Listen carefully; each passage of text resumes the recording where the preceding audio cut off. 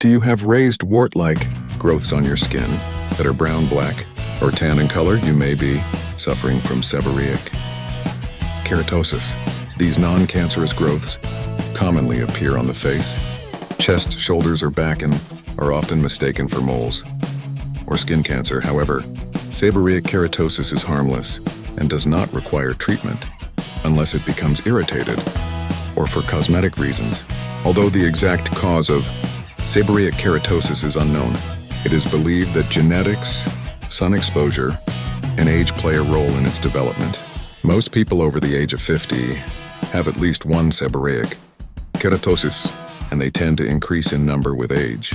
If you have concerns about the appearance of your skin, or if you experience any irritation, it is important to consult with a dermatologist. A healthcare professional can diagnose seborrheic keratosis through a visual examination and may recommend removal if necessary. However, it is important to note that removal is typically not covered by insurance and is considered a cosmetic procedure.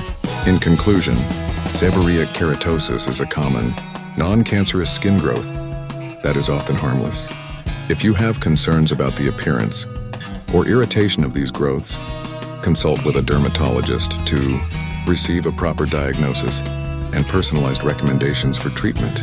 Remember, prevention is key, so protect your skin from the sun and be mindful of any changes in your skin's appearance as you age.